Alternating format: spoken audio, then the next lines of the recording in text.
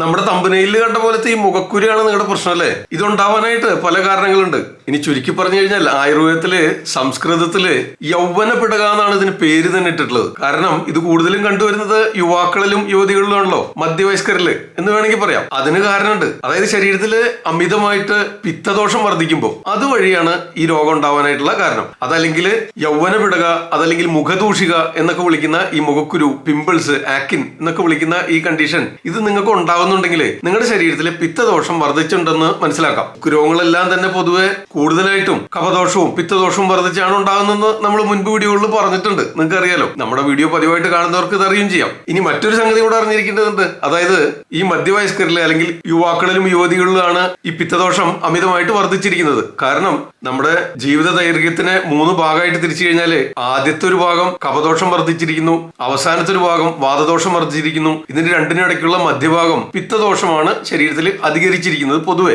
അപ്പൊ അതുകൊണ്ടായിരിക്കാം യുവാക്കളിലും യുവതികളിലും ഇത്തരം ലക്ഷണങ്ങൾ കൂടുതലായിട്ട് കണ്ടുവരുന്നത്. ഇനിയും വഴിയെ പറയാട്ടോ, ഒരുപാട് സംഗതികൾ മനസ്സിലാക്കേണ്ടതുണ്ട്, പല പല കാരണങ്ങളുണ്ട്. അതെല്ലാം ഒന്ന് ശ്രദ്ധിച്ച് മനസ്സിലാക്കി കഴിഞ്ഞാലേ ഇത് എന്തുകൊണ്ടാണ് ഉണ്ടാവുന്നതെന്നും ഏതൊക്കെ രീതിയിൽ നിയന്ത്രിക്കാനും എന്തൊക്കെ ഭക്ഷണ രീതികളും ജീവിത രീതികളും സ്വീകരിക്കണമെന്നും അതനുസരിച്ച് വേണ്ടതായ മാറ്റങ്ങൾ വരുത്താനും കൂടെ നിങ്ങൾ തയ്യാറായി കഴിഞ്ഞാൽ ഇത് നിയന്ത്രിച്ച് നിർത്താവുന്ന ഒരു പ്രശ്നമുള്ളൂ. ചില രോഗാവസ്ഥകളിൽ അതിനോടനുബന്ധിച്ചുള്ള രോഗലക്ഷണമായിട്ട് പോലും മുഖദൂഷിക അല്ലെങ്കിൽ മുഖക്കുരു കണ്ടുവരാറുണ്ട്. വേറൊരു രീതിയിൽ ചിന്തിക്കുകയാണെങ്കിൽ ഈ പിത്തദോഷം അമിതമായിട്ട് വർദ്ധിക്കുമ്പോൾ ഈ സെബേഷ്യസ് ഗ്ലാൻസ് വഴിയുള്ള സെബം, അതിന്റെ പ്രൊഡക്ഷൻ അമിതമായിട്ടുണ്ടാകുന്നു. ഇനി മറ്റൊരു സംഗതി, നമ്മുടെ ശരീരത്തിൽ ഉണ്ടാകുന്ന 3 തരം മലങ്ങളാണല്ലോ, അതായത് മലവും മൂത്രവും വിയർപ്പും. ഈ വിയർപ്പ് ഗ്രന്ഥികളിലൂടെ അമിതമായിട്ട് വിയർപ്പ് അല്ലെങ്കിൽ ശരീരത്തിലെ മലം പ്രവഹിക്കുമ്പോൾ ചർമ്മത്തിന്റെ ഉപരിതലത്തില് അമിതമായിട്ടുള്ള ആ വിഷാംശങ്ങളും ശരീരത്തിൽ നിന്ന് എലിമിനേറ്റ് ചെയ്യപ്പെടുന്ന ആ മാലിന്യങ്ങൾ അമിതമായിട്ട് അടിഞ്ഞുകൂടുമ്പോൾ അതും ചർമ്മോപരിതലത്തില് ഇത്തരം കുരുക്കള് ഉണ്ടാക്കാനായിട്ട് ഇടയാക്കുന്നുണ്ട്. ഇതിന് നിങ്ങൾ അറിഞ്ഞിരിക്കേണ്ട, നിങ്ങൾ ജീവിതത്തിൽ മാറ്റം വരുത്തേണ്ടതായ ഏറ്റവും ആദ്യമായിട്ട് എടുത്തു പറയേണ്ട സംഗതി ഭക്ഷണശീലങ്ങൾ തന്നെയാണ്. തെറ്റായ ഭക്ഷണരീതി ഒരു തരത്തില് ഇതിന് കാരണമാകുന്നുണ്ട്. പ്രത്യേകിച്ച് പറയുകയാണെങ്കിൽ മുൻപ് പറഞ്ഞ പോലെ ഈ പിത്തദോഷം അമിതമായിട്ട് വർദ്ധിപ്പിക്കുന്നതിന് ഉതകുന്നതായ ഭക്ഷണ രീതികൾ ശീലിക്കുക, പതിവായിട്ട് അത്തരം ഭക്ഷണങ്ങൾ കഴിക്കുക. അത് തീർച്ചയായിട്ടും ഒരു കാരണം തന്നെയാണ്. ശരീരത്തിലെ കൊഴുപ്പ് അമിതമായിട്ട് വർദ്ധിപ്പിക്കുന്നു, വിയർപ്പ് അമിതമായിട്ട് വർദ്ധിപ്പിക്കുന്നു, അതുപോലെ പിത്തദോഷത്തെ വർദ്ധിപ്പിക്കുന്നു. ഇതിന് കാരണമായിട്ടുള്ള ഭക്ഷണങ്ങൾ എന്തൊക്കെയാണെന്ന് നിങ്ങൾക്ക് അറിയാലോ. അതായത് അമിതമായിട്ട് മസാലകൾ ചേർത്തതും എണ്ണ പലഹാരങ്ങളും എണ്ണയിലിട്ട് വറുത്ത സംഗതികളും പലതരത്തിലുള്ള ജങ്ക് ഫുഡ്, ബേക്കറി സാധനങ്ങൾ, പല രീതിയിലുള്ള കളറുകളും പ്രിസർവേറ്റീവുകളും ഒക്കെ ചേർത്ത് തയ്യാറാക്കുന്ന കൊഴുപ്പടങ്ങിയ ഡയറി പ്രോഡക്ട്സ്, അതുപോലെ തന്നെ അമിതമായിട്ടുള്ള മധുര പലഹാരങ്ങളും പാലുൽപ്പന്നങ്ങളും ഇതൊക്കെ അമിതമായിട്ട് പതിവായിട്ട് ഉപയോഗിക്കുക. പ്രത്യേകിച്ച് ഇത്തരം രോഗലക്ഷണങ്ങൾ നിങ്ങളെ അലട്ടുന്നവരാണെങ്കിൽ. അതുകൊണ്ട് തന്നെ ഈ രോഗതീവ്രത കൂടുന്നതിന് ഇത്തരം ലക്ഷണങ്ങൾ പതിവായിട്ട് സ്ഥിരമായിട്ട് നിലനിൽക്കുന്നതിനും ഇടയാക്കുന്നുണ്ട്. അതിനായിട്ട് ഏറ്റവും ആദ്യം നിങ്ങൾ ശ്രദ്ധിക്കേണ്ട സംഗതി ഈ പറഞ്ഞ ഭക്ഷണങ്ങൾ ഒഴിവാക്കുക എന്നുള്ളത് തന്നെയാണ് അതിനായിട്ടുള്ള ഒരു പ്രതിവിധി. അപ്പൊ തന്നെ നിങ്ങൾക്ക് പതിവായിട്ട് സ്ഥിരമായിട്ട് മുഖക്കുരു അലട്ടുന്നവരാണെങ്കിൽ അതിന് കുറവ് സംഭവിച്ചു തുടങ്ങും. ഇനി ചിലരിലൊക്കെ ഈ മുഖക്കുരു കൂടെ വരുന്നതിനുള്ള പ്രവണത സ്ഥിരമായിട്ടുള്ളവരാണെങ്കിൽ അമിതമായിട്ടുള്ള ഉത്കണ്ഠയും ആങ്സൈറ്റിയും ഉറക്കക്കുറവും സ്ട്രെസ്സും ടെൻഷനും എല്ലാം തന്നെ ഇതിന് കാരണമാവുന്നുണ്ട്. പ്രത്യേകിച്ച് സ്ത്രീകളുടെ കാര്യം പറയുകയാണെങ്കിൽ ഈ ഹോർമോണൽ ഇംബാലൻസസ് ഇതിനെ ബാധിക്കുന്നുണ്ട്. പിന്നെ മറ്റൊരു സംഗതി നിങ്ങൾ അറിയേണ്ടത്, നമ്മുടെ ഈ പോർസ് ഒക്കെ, ഈ ചർമ്മത്തിലുള്ള ചെറിയ നേർത്ത സുഷിരങ്ങളൊക്കെ തുറന്നു വെക്കേണ്ടതുണ്ട്. എന്നാലേ ഈ അമിതമായിട്ട് ശരീരത്തിൽ നിന്നുള്ള കൊഴുപ്പ് പുറത്തേക്ക്, വിഷാംശങ്ങളും കൊഴുപ്പും വിയർപ്പ് ഗ്രന്ഥികളിലൂടെ വരുന്ന സെബവും ഒക്കെ പുറത്തേക്ക് പ്രവഹിക്കുകയുള്ളൂ. അപ്പൊ അതിനായിട്ട് അമിതമായിട്ട് കൂടുതലായിട്ട് ക്രീമുകളൊക്കെ ഉപയോഗിക്കുക, അതും ഇത്തരക്കാരിൽ ചിലപ്പോൾ പ്രശ്നങ്ങൾ ഉണ്ടാക്കാറുണ്ട്. സ്ത്രീകളെ സംബന്ധിച്ച് മറ്റൊരു സംഗതി നിങ്ങൾ അറിയേണ്ടത് ഈ ഹോർമോണൽ തകരാറുകൾ, അതായത് പ്യൂബർട്ടി ആകുമ്പോൾ, പ്രായപൂർത്തിയാകുമ്പോൾ ഉണ്ടാവുന്ന ഈ ആർത്തവ ചക്രത്തിൽ വരുന്ന ക്രമക്കേടുകൾ, അതും ഈ ഹോർമോണൽ ഇഷ്യൂസുമായിട്ട് ബന്ധമുണ്ടല്ലോ. അതുകൊണ്ട് തന്നെ അത്തരക്കാരിലും ഈ മുഖക്കുരു കൂടുതലായിട്ട് കണ്ടുവരുന്നുണ്ട്. അപ്പൊ നിങ്ങൾക്ക് ഈ ആർത്തവ ക്രമക്കേടുകൾ അനുഭവിക്കുന്നുണ്ടെങ്കിൽ അത്തരം പ്രശ്നങ്ങൾ തീർച്ചയായിട്ടും ചികിത്സിച്ച് ഭേദമാക്കേണ്ടതുണ്ട്. അതിനായിട്ട് ഒരു ആയുർവേദ ഡോക്ടറെ കൺസൾട്ട് ചെയ്ത് കഴിഞ്ഞാൽ വേണ്ടതായ ഔഷധങ്ങൾ ശീലിക്കാവുന്നതാണ്. നിങ്ങൾക്ക് ഈ വീഡിയോ ഇഷ്ടമാവുന്നുണ്ടെങ്കിൽ ഒന്ന് ലൈക്ക് ചെയ്യാനായിട്ട് മറക്കരുത്. നിങ്ങൾക്ക് എന്തെങ്കിലും അഭിപ്രായങ്ങളോ നിർദ്ദേശങ്ങളോ സംശയങ്ങളോ ഉണ്ടെങ്കിൽ താഴെ കമന്റുകളായിട്ട് രേഖപ്പെടുത്താനും ഓർമ്മിപ്പിക്കുന്നു. മുഖക്കുരു നിയന്ത്രിക്കുന്നതിന് സഹായകരമായ ചില പൊടിക്കൈകൾ ഇന്ന് തീർച്ചയായിട്ടും പറയുന്നുണ്ട് കേട്ടോ, ഒന്ന് ശ്രദ്ധിച്ച് കേൾക്ക്. ഈ മുഖക്കുരുവും രക്തദൂഷ്യവും പിത്തദോഷം വർദ്ധിച്ചോ അല്ലെങ്കിൽ അമിതമായിട്ടുണ്ടാകുന്ന വിഷവസ്തുക്കള് രോമകൂപങ്ങളിൽ അടിഞ്ഞുകൂടിയിട്ടുണ്ടാകുന്ന പ്രശ്നങ്ങളോ ഇത്തരം സംഗതികളൊക്കെ ചർച്ച ചെയ്യുമ്പോൾ അവിടെയൊക്കെ നമുക്ക് പ്രയോഗിക്കാവുന്ന ചില നാച്ചുറൽ ആയിട്ടുള്ള ഹെർബൽ ആയിട്ടുള്ള ആയുർവേദിക് മെഡിസിൻസിൽ ഉപയോഗിച്ചു വരുന്ന ചില മെഡിസിനൽ പ്ലാന്റ്സ് നിങ്ങൾക്കറിയാം. അതായത് മഞ്ഞളും ആര്യവേപ്പിലയും അതുപോലെ തന്നെ കറ്റാർവാഴയും തേനും ഇത്തരം അവസ്ഥകളിലൊക്കെ ഉപയോഗിച്ചു വരാറുണ്ട്. ഏതൊക്കെ രീതിയിൽ എങ്ങനെയൊക്കെ പ്രയോഗിക്കണമെന്ന് വഴിയെ പറയാം, ശ്രദ്ധിച്ചു കേൾക്കുക. ഇത് മുഴുവനും കേട്ടതിന് ശേഷം എല്ലാവർക്കും ഷെയർ ചെയ്ത് കൊടുക്കണമെന്നും കൂടെ ഓർമ്മിപ്പിക്കുകയാണ് കേട്ടോ. അതിനു മുമ്പ് വളരെ പ്രധാനപ്പെട്ട ഒരു സംഗതി പറയാനുള്ളത്, ഇവിടെ പിത്തദോഷമാണ് ഇത്തരം രോഗാവസ്ഥകളിൽ വർദ്ധിക്കുന്നതെന്ന് പറഞ്ഞല്ലോ. അപ്പൊ പിത്തദോഷം വർദ്ധിച്ചു കഴിഞ്ഞാൽ അതിനുള്ള ചികിത്സയായിട്ട് ആയുർവേദ ഗ്രന്ഥങ്ങളിൽ പറഞ്ഞു വെച്ചിട്ടുള്ളത് വിരേചനമാണ്. സഹായകരമാണ് വയറിളക്കുക. നിങ്ങൾക്ക് ഇതിനോടനുബന്ധിച്ച് ചില കോൺസ്റ്റിപ്പേഷൻ, മലബന്ധം ഇത്തരം പ്രശ്നങ്ങളുള്ളവരാണെങ്കിൽ പതിവായിട്ട് വിരേചനം ചെയ്യുക. അതായത് സുഖശോധന വരുത്തുന്നതിന് വേണ്ടതായ നിങ്ങളുടെ ശരീരപ്രകൃതിക്ക് അനുയോജ്യമായിട്ടുള്ള ഒരു ഔഷധം ഒരു ആയുർവേദ ഡോക്ടറെ കൺസൾട്ട് ചെയ്തതിനു ശേഷം നിശ്ചയിക്കേണ്ടതാണ്. അത് പതിവായിട്ട് സേവിക്കുന്നതും തീർച്ചയായിട്ടും ഇതിന് സഹായകരമാവും. കാരണം വിരേചനം നടക്കുമ്പോൾ പിത്തദോഷം ശമിക്കുന്നുണ്ട്. അതുവഴി പിത്തദോഷം വർദ്ധിച്ചുണ്ടാവുന്ന എല്ലാ രോഗാവസ്ഥകൾക്കും ആശ്വാസം ലഭിക്കുന്നതുമാണ്. ഈ ഔഷധ സസ്യങ്ങളെ പറ്റി പറഞ്ഞാല് ഏറ്റവും ആദ്യം എടുത്തു പറയേണ്ടത് ആര്യവേപ്പില തന്നെയാണ്. ഇതിന് ഒരുപാട് ചർമ്മ സംരക്ഷണത്തിനും ത്വക്ക് രോഗങ്ങൾ ശമിപ്പിക്കുന്നതിനും ഒക്കെ കഴിവുള്ള ഒരു സംഗതിയാണ്. ഇതിന് anti bacterial, anti fungal, anti microbial effects ഉള്ളതായിട്ട് ആധുനിക പഠനങ്ങളും കണ്ടുപിടിക്കപ്പെട്ടിട്ടുണ്ട്. ഏറ്റവും എളുപ്പത്തിൽ തയ്യാറാക്കാനായിട്ട് ആര്യവേപ്പിലയുടെ തളിരിലകൾ നുള്ളിയെടുത്തിട്ട് അത് അരച്ച് നല്ലപോലെ പേസ്റ്റ് പോലെ ആക്കുക. എന്നിട്ടത് ഈ മുഖക്കുരുവില് കൂടെ അപ്ലൈ ചെയ്ത് കൊടുക്കുക. ഒരു 15 മിനിറ്റ് സമയത്തിന് ശേഷം ശുദ്ധജലത്തിൽ കഴുകിക്കളയാം. ഇത് നിത്യേന എല്ലാവർക്കും ശീലിക്കാവുന്നതാണ്. കാരണം ആര്യവേപ്പില കക്കുന്ന വേപ്പിന്റെ അല്ല, ഇഷ്ടംപോലെ സുലഭമായിട്ട് നമുക്ക് ലഭിക്കുന്നതാണ്. ഒരുപാട് ചർമ്മരോഗങ്ങൾ ചികിത്സിക്കുന്നതിന് തയ്യാറാക്കുന്ന ഔഷധങ്ങളിലൊക്കെ തന്നെ നിങ്ങൾക്ക് ഈ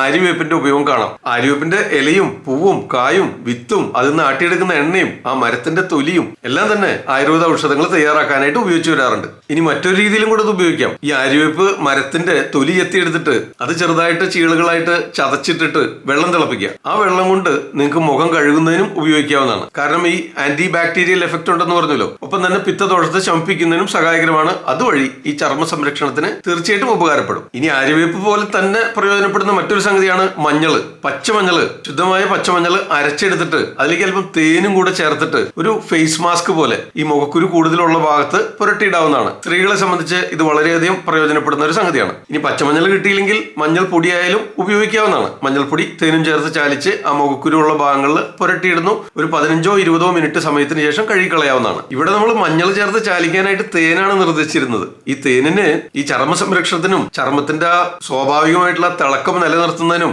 അതുപോലെ തന്നെ ഭയങ്കരമായിട്ടുള്ള ഹീലിംഗ് പവറും ഉണ്ട്. ഇതൊക്കെ തേനിനായിട്ട് പറഞ്ഞിട്ടുള്ള ഗുണങ്ങളാണ്. അതുപോലെ പിത്തദോഷത്തെ ശമിപ്പിക്കുന്നു, ചർമ്മത്തിന് കൂളിംഗ് കിട്ടുന്നു, തിളക്കം കിട്ടുന്നു. ഇത്തരം മുഖക്കുരുവും പാടുകളൊക്കെ മാഞ്ഞു പോകുന്നതിന്, കരിഞ്ഞു പോകുന്നതിന് സഹായകരമായ മറ്റൊരു സംഗതിയാണ് ചന്ദനം. ചന്ദനം പനിനീരും കൂടെ ചേർത്ത് അരച്ചെടുക്കാം. ഇനി അതല്ലെങ്കിൽ ചന്ദനത്തിന്റെ ചൂർണം കിട്ടുമെങ്കിൽ അത് പനിനീരിൽ കുതിർത്തെടുത്ത് പേസ്റ്റ് പോലെ ആക്കിയിട്ട് അതും ഫേസ് പാക്ക് പോലെയോ പുരട്ടിയിടുന്നതിനോ ഉപയോഗിക്കാവുന്നതാണ്. ചന്ദനം തണുപ്പാന്ന് നിങ്ങൾക്ക് എല്ലാവർക്കും അറിയാലോ. ഈ രോഗാവസ്ഥയാണെങ്കിൽ പിത്തദോഷം വർദ്ധിച്ചാണ് ഉണ്ടാകുന്നത്. അപ്പോൾ ചർമ്മത്തെ തണുപ്പിക്കുന്നതിനും പിത്തദോഷത്തെ നിയന്ത്രിക്കുന്നതിനും അതുവഴി മുഖക്കുരു നിയന്ത്രിക്കുന്നതിനും സഹായകരമാണെന്നാണ് ഈ പനിനീരും ചന്ദനവും കൂടെ ചേർത്ത് ചാലിച്ച് പുരട്ടിയിടുന്നത്. ഇനി മുൻപ് പറഞ്ഞ ലിസ്റ്റിലുള്ള മറ്റൊരു സംഗതിയാണ് കറ്റാർവാഴ. ഇത് നിങ്ങൾക്ക് വീടുകളിൽ തന്നെ വെച്ച് പിടിപ്പിക്കാവുന്നതാണ് കേട്ടോ. ഏത് കാലാവസ്ഥയിലും ഇത് വളർന്നോളും. കേരളത്തിലെ പൂന്തോട്ടങ്ങളിലൊക്കെ പലരും നട്ടുപിടിപ്പിക്കാറുണ്ട്. നിങ്ങൾക്ക് ഇതൊരു ചെടിച്ചട്ടിയിൽ പോലും ഫ്ലാറ്റിലൊക്കെ ആണെങ്കിൽ പോലും നിങ്ങൾക്ക് നട്ടു വളർത്താവുന്നതാണ്. കറ്റാർവാഴയുടെ പോള നെടുക ചെത്തിയെടുക്കുക. അതിനുള്ളിൽ ആ ജെല്ല് ഒരു ടീസ്പൂൺ ഉപയോഗിച്ച് സ്ക്രേപ്പ് ചെയ്തെടുത്തിട്ട് അത് പുരട്ടിയിടുന്നത് തീർച്ചയായിട്ടും സഹായകരമാണ്. ഇത് മുഖക്കുരു ശമിക്കുന്നതിന് മാത്രമല്ല, മുഖക്കുരു ഇല്ലാത്തവർക്ക് പോലും ഇത് നിത്യേന ഒരു സ്ക്രബ് പോലെ ഉപയോഗിക്കാം. ആ ചർമ്മത്തിന്റെ ഇലാസ്റ്റിസിറ്റിയും തിളക്കവും ഒക്കെ നിലനിർത്തുന്നതിനും അതുപോലെ തന്നെ ചർമ്മത്തിലുണ്ടാവുന്ന പലതരം പാടുകള്, നിറവ്യത്യാസങ്ങൾ ഒക്കെ നിയന്ത്രിക്കുന്നതിനും മാറ്റിക്കളയുന്നതിന് തീർച്ചയായിട്ടും സഹായകരമാണ്. ഇനി അല്പം കൂടുതലായിട്ട് ഓയിലി സ്കിൻ ഒക്കെ ആയിട്ടുള്ളവരാണ്, അവർക്കാണ് ഇത്തരം മുഖക്കുരു വരുന്നുണ്ടെങ്കിൽ ചെറുനാരങ്ങ നീര് പിഴിഞ്ഞെടുത്ത് അരിച്ചെടുത്തത് അതിലേക്ക് തേനും കൂടെ തുല്യ അളവിൽ ചേർത്തിട്ട് നന്നായിട്ട് ചേർത്ത് യോജിപ്പിക്കുക.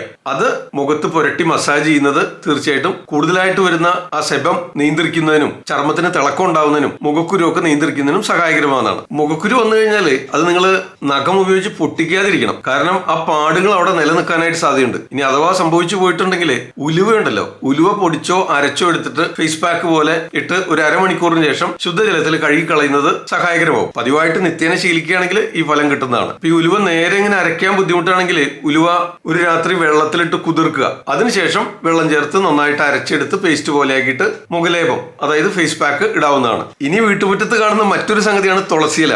അതിനും ഈ anti bacterial, anti fungal, anti microbial effects ഉള്ള സംഗതിയാണ്. അതുകൊണ്ട് തുളസിയില, കൃഷ്ണ തുളസിയുടെ തളിരില നുള്ളിയെടുത്ത് അരച്ച് പേസ്റ്റ് രൂപത്തിലാക്കിയിട്ട് മുഖക്കുരുള്ള ഭാഗങ്ങളിൽ പുരട്ടിയിടുന്നതിന് ഉപയോഗിച്ചു വരുന്നുണ്ട്. തീർച്ചയായിട്ടും ആ മുഖക്കുരു പെട്ടെന്ന് കരിഞ്ഞു വരുന്നതിനും നിയന്ത്രിക്കുന്നതിനും സഹായകരമാവുന്നതാണ്. ഈ രീതിയിലൊക്കെ തന്നെ ഒരു ഫേസ് പാക്ക് പോലെയോ അല്ലെങ്കിൽ ഒരു സ്ക്രബ് പോലെയോ ഒക്കെ ഉപയോഗിക്കാവുന്ന മറ്റ് 2 സംഗതികളും കൂടെയുണ്ട്. രക്തചന്ദനവും അതുപോലെ തന്നെ കസ്തൂരി മഞ്ഞളും. ഇതും ഉപയോഗിക്കാവുന്നതാണ്. കസ്തൂരി മഞ്ഞളുടെ ചൂർണമൊക്കെ നമുക്ക് ഓൺലൈനായിട്ട് വാങ്ങിക്കാൻ കിട്ടും. ഈ വീഡിയോന്റെ താഴെ ഡിസ്ക്രിപ്ഷനിൽ ആമസോണിന്റെ ലിങ്ക് കൊടുത്തിട്ടുണ്ട്. നിങ്ങൾക്ക് ആവശ്യമാണെങ്കിൽ ഓൺലൈനായിട്ട് വാങ്ങിക്കാവുന്നതാണ്. കസ്തൂരി മഞ്ഞൾ ചൂർണം പനിനീരും കൂടെ ചേർത്ത് ചാലിച്ചൊരു പേസ്റ്റ് പോലെ ആക്കിയിട്ട് ഈ മുഖക്കുരുവിലൊക്കെ പുരട്ടിയിടുന്നത് തീർച്ചയായിട്ടും മുഖക്കുരു നിയന്ത്രിക്കുന്നതിന് സഹായകരമാകുന്നുണ്ട്. ഈ രീതിയിൽ തന്നെ രക്തചന്ദനത്തെ ചിഹ്നത്തിന്റെ ചൂർണവും ഉപയോഗിക്കാവുന്നതാണ്. ഇതൊക്കെ നിങ്ങൾ ചെയ്യുന്നുണ്ടെങ്കിലും നേരത്തെ പറഞ്ഞ പോലെ ആ ജങ്ക് ഫുഡും കൂടുതൽ ഡയറി പ്രൊഡക്ട്സ് അതുപോലെ മസാലകൾ അടങ്ങിയ സംഗതികൾ എണ്ണപ്പലഹാരങ്ങൾ തീർച്ചയായിട്ടും ഒഴിവാക്കണം. എന്നാൽ മാത്രമേ ഇതൊക്കെ നിയന്ത്രിക്കാനായിട്ട് സാധിക്കുകയുള്ളൂ. എന്തുകൊണ്ടാണെന്ന് വെച്ചാൽ ഇതൊക്കെ ശരീരത്തിൽ പിത്തദോഷത്തെ അമിതമായിട്ട് വർദ്ധിപ്പിക്കുന്ന സംഗതികളാണ്. അതുകൊണ്ടാണ് ഇത് ഒഴിവാക്കാനായിട്ട് പറയുന്നത്. പിന്നെ ശരീരത്തെ തണുപ്പിക്കാനായിട്ട് നിങ്ങൾക്ക് കുക്കുംബറും തണ്ണിമത്തനും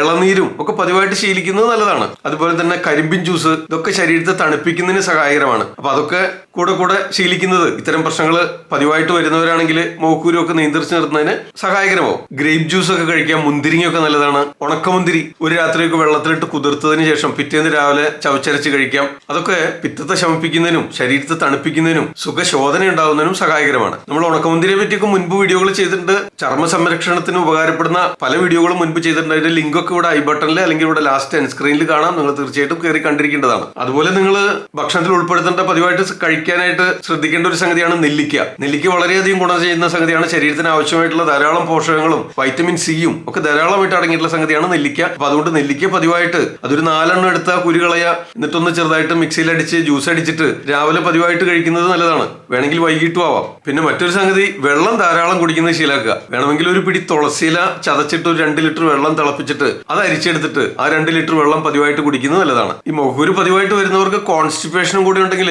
ഈ ത്രിഫലാ ചൂർണം അല്ലെങ്കിൽ വരാചൂർണം ആയുർവേദ മരുന്ന് കടകളിൽ വാങ്ങിക്കാൻ കിട്ടും. വീഡിയോന്റെ താഴെ കൊടുത്തിട്ടുള്ള ഡിസ്ക്രിപ്ഷനിലുള്ള ലിങ്കിൽ, ആമസോൺ ലിങ്കിൽ കയറി നിങ്ങൾക്ക് ഓൺലൈനായിട്ട് വാങ്ങിക്കാം. 1 ടീസ്പൂൺ ത്രിഫലാ ചൂർണം അല്ലെങ്കിൽ വരാചൂർണം കഷ്ടി ഒരു 1/4 ഗ്ലാസ് 1/2 ഗ്ലാസ് ചൂടുള്ള വെള്ളത്തിൽ കലക്കിയിട്ട് രാത്രി ഡിന്നറൊക്കെ കഴിഞ്ഞൊരു 1/2 മണിക്കൂറോ 1 മണിക്കൂറിനോ ശേഷം ഉറങ്ങുന്നതിന് മുൻപായിട്ട് പതിവായിട്ട് ശീലിക്കാമെങ്കിൽ വയറൊക്കെ ശുദ്ധി വരുന്നതിനും ദഹനശക്തി കിട്ടുന്നതിനും ശരീരത്തിലുള്ള ആമാവസ്ഥ ഇല്ലാതാക്കുന്നതിന് സുഖശോധന ലഭിക്കുന്നതിന് പിത്തദോഷത്തെ ശമിപ്പിക്കുന്നതിന് ഇത്തരത്തിലുള്ള ചർമ്മരോഗങ്ങൾ നിയന്ത്രിക്കുന്നതിന് എല്ലാം സഹായകരമാണ്. പിന്നെ മുഖം കഴുകുന്നതിനൊക്കെ സ്ട്രോങ് സിന്തറ്റിക് കെമിക്കൽ സോപ്പുകളൊക്കെ ഉപയോഗിക്കാതെ ചെറുപയർ പൊടിയോ കടലമാവോ ഒക്കെ ശുദ്ധജലം ചേർത്ത് കുഴച്ച് പേസ്റ്റ് രൂപത്തിലാക്കിയിട്ട് അത് ഉപയോഗിച്ച് ഒരു സ്ക്രബ് പോലെ ഉരച്ച് കഴുകാവുന്നതാണ്. ഇത് മുഖത്ത് മാത്രമല്ല തലയിലും ശരീരം മൊത്തം കഴുകുന്നതിനും ചെറുപയർ പൊടിയും കടലമാവും ഒക്കെ പണ്ടുകാലങ്ങളിൽ പതിവായിട്ട് ഉപയോഗിച്ചിരുന്നു. ചർമ്മത്തിന് നല്ല മൃദുത്വം ലഭിക്കുന്നതിനും ചർമ്മം വൃത്തിയാക്കുന്നതിനും സഹായകരമാണ്. കൂടുതൽ ഡ്രൈ സ്കിൻ ഉള്ളവരാണെങ്കിൽ കടലമാവ് ഉപയോഗിക്കാം. ഓയിലി സ്കിൻ ഉള്ളവരാണെങ്കിൽ ചെറുപയർ പൊടി ഉപയോഗിക്കാം. അതുപോലെ മുഖം കഴുകുന്നതിനുള്ള വെള്ളം തിളപ്പിക്കാനായിട്ട്, മുഖം കഴുകാൻ മാത്രമല്ല കേട്ടോ, ദേഹം മൊത്തം കുളിക്കാനായിട്ട് എടുക്കാം. പച്ചമഞ്ഞളും ആര്യവേപ്പിലയും ചതച്ചിട്ട് വെള്ളം തിളപ്പിക്കുക. ആ തിളപ്പിച്ച വെള്ളം സഹിക്കാവുന്ന ചൂടോടെ മുഖം കഴുകുന്നതിനൊക്കെ ഉപയോഗിക്കാവുന്നതാണ്. പൊതുവായി ശീലിക്കേണ്ട 2 സംഗതികളാണ് രാത്രിയിൽ കൃത്യമായിട്ടുള്ള 8 മണിക്കൂർ ഉറക്കം, പകൽ ഉറങ്ങാതിരിക്കല്, വെള്ളം ധാരാളം കുടിക്കല്. നമ്മുടെ സ്ട്രെസ്സും ടെൻഷനും ഒക്കെ മാനേജ് ചെയ്യുന്നതിനായിട്ട് യോഗയും മെഡിറ്റേഷനും ഒക്കെ സഹായകരമാവുന്നതാണ്. തീർച്ചയായിട്ടും ഒരിക്കൽ കൂടെ എടുത്തു പറയട്ടെ, വിരേചനം പതിവായിട്ട് ശീലിക്കുന്നത് തീർച്ചയായിട്ടും ഇത്തരം സംഗതികളിലൊക്കെ ഉപകാരപ്പെടുന്നതാണ്. നിങ്ങൾ ഈ വീഡിയോ കാണുന്നതിന് മുമ്പ് മാസത്തിലൊരിക്കലോ 2 മാസത്തിലൊരിക്കലോ വർഷത്തിലൊരിക്കലെങ്കിലും വിരേചനം വയറിളക്കുന്നത് ശീലമാക്കിയിട്ടുള്ളവരുണ്ടെങ്കിൽ താഴെ ഒന്ന് കമന്റ് ചെയ്യൂ കേട്ടോ. എത്ര പേർക്ക് ഈ അറിവുണ്ടെന്ന് എനിക്കൊന്ന് മനസ്സിലാക്കാലോ, അതിനുവേണ്ടിയാണ്. ചർമ്മ സംരക്ഷണത്തിനായിട്ട് മുമ്പ് നമ്മൾ ചെയ്തിട്ടുള്ള വീഡിയോകളുടെ ലിങ്ക് ഇവിടെ കൊടുക്കാം. തീർച്ചയായിട്ടും കയറി കാണുക. ഇഷ്ടപ്പെട്ട് കഴിഞ്ഞാൽ ലൈക്ക് ചെയ്ത് എല്ലാവർക്കും ഷെയർ ചെയ്ത് കൊടുക്കണം എന്ന് ഓർമ്മിപ്പിക്കുന്നു. ഞാൻ ഡോക്ടർ സേവ്യർ. മറ്റൊരു വീഡിയോയിൽ വീണ്ടും കാണാം. ആദ്യം ആയുർവേദം.